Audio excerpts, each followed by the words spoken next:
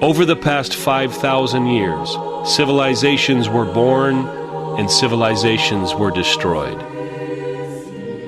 On the other side of the world were a people who held a calendar that had cycles that were 5 millennia long and that knew astronomical knowledge we have only recently been able to confirm as scientifically real. So on December 21st, 2012, in the region where the sun is aligning with the heart of the Milky Way, known as the galactic center, we will encounter a feature known as the Dark Rift. In the Mayan creation mythology, this is called the Xibalba Bay, the road to the underworld.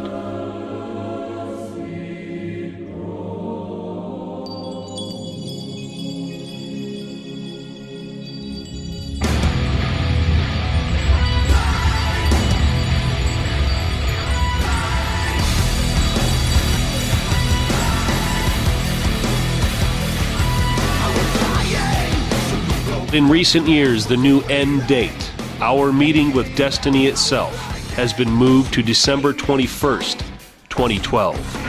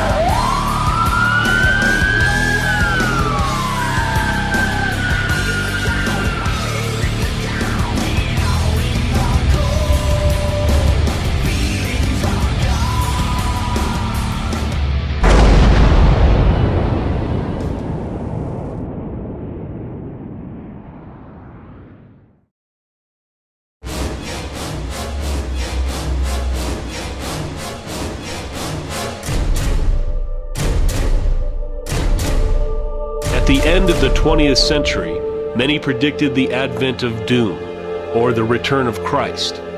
The 16th century French prophet Nostradamus had spoken of the solar eclipse of August 11th, 1999. Could this astronomical phenomena be a sign? Could it be the end of an era? It soon became clear that September 11th, 2001 has changed our world much more than August 11th, 1999.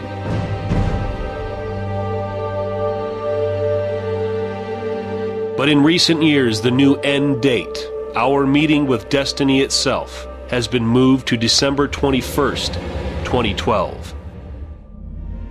What events are predicted to occur during this time?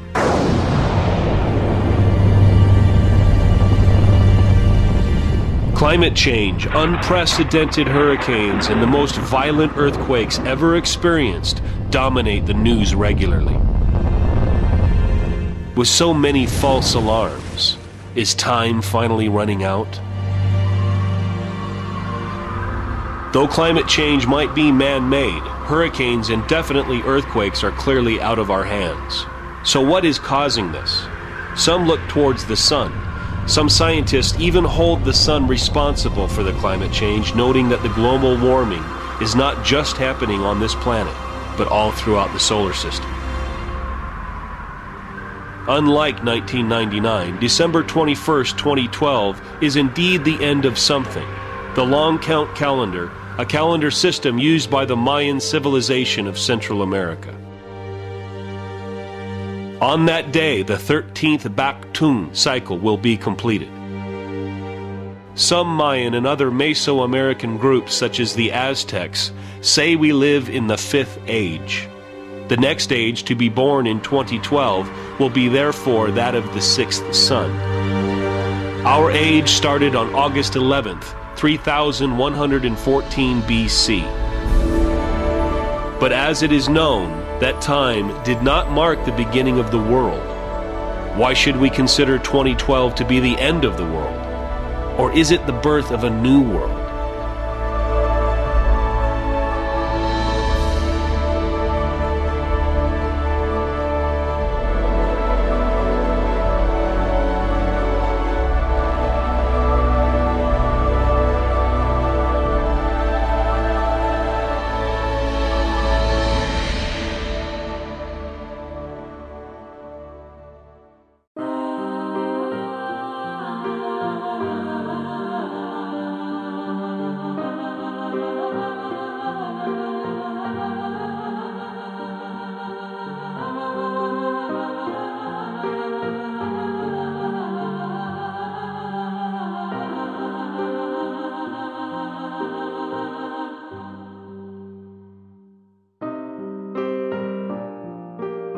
Probably very few people realize that 2012 became popular during the X-Files. In the final episode of the X-Files, there's a reference to 2012, specifically December 21st, 2012 as the date of the alien invasion, when everything is going to get disastrously wrong, and it's D-Day for mankind. So we've had 10 years of popular X-Files mythology, which zooms it down to this one date. Even though it's there, it's not really that popular, but in the background 2012 has been seeping into public consciousness. For example, a movie like I Am Legend is set in 2012 and has to do with the same destruction of the known universe. Another movie literally called 2012 is set the same way. It's again all about destruction of the world. And when we're looking at movies like Indiana Jones and the Kingdom of the Crystal Skull, once again you've got the mythology of 12 crystal skulls which are supposed to unite. And in this case, once again, we've got alien invasions, things disastrously going wrong, and the future of mankind at stake. And that's really what the 2012 phenomenon is all about. The move away from science fiction towards fact came about in the late 1980s when a person called Jose Arguillas actually set up the harmonic convergence. And what he was planning on doing on the 11th of August in 1987 was create a kind of spiritual awakening. He wanted to shake the planet and make it more positive, better, all of these things together. And he had chosen key sites across the world for this to happen. And he linked this with the 2012 phenomena. He saw 1987 as the final chance, so to speak, to awaken the Earth before 2012. It was the awakening. Now, very little happened in 1987 and the world has pretty much gone on as before. We have seen world wars, we've seen Iraq, we've seen Afghanistan, and very few positive things have happened, though certain other things like the fall of the Iron Curtain definitely have stopped some of the polarization which has been going on in this world.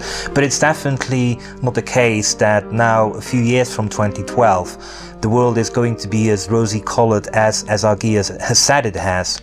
So even though these timelines have been working for not just decades but for centuries, because actually what Arguillas is saying is that some of these clocks have been ticking since 1519 AD. Some of these things have been happening. There has been change in the world, but there has always been change in the world. And whether we should attribute some of the changes which are happening now to the 2012 phenomena is a possibility, but definitely should be treated as conjecture at this moment in time. Oh, well, I heard about the journey of Terence McKenna and his brother Dennis down into the Amazon rainforest They were principally going to look for a hallucinogen that they'd heard about, but the resulting experience they had ended up with Terence in particular getting interested in the ancient Chinese oracle, the I Ching, or the I Ching, the Book of Changes. The King Wen sequence is an early arrangement of the 64 hexagrams that comprise the I Ching. The hexagrams are 6-line structures that combine yin, represented by broken lines, and yang, represented by the solid lines. There are 6 times 64 lines in the whole sequence, which may have once been used as an early lunar calendar, since there are 384 days in 13 lunar months.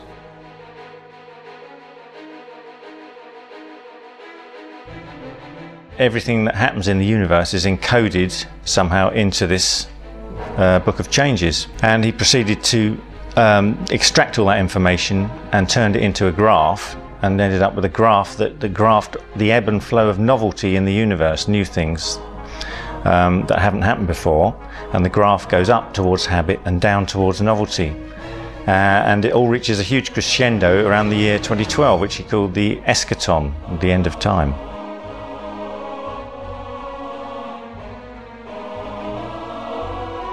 On his return to the United States, Terence hired a computer from a university, which was then one of the most complex computers available, and he got some mathematicians to help him generate a number set from the I Ching showing all the changes inherent in the whole sequence, and then from that number set he produced a graph which was then fractalized, so the same pattern was shown within it at smaller and smaller levels, and the whole thing showed all the change in the universe from the beginning of time to the end of time.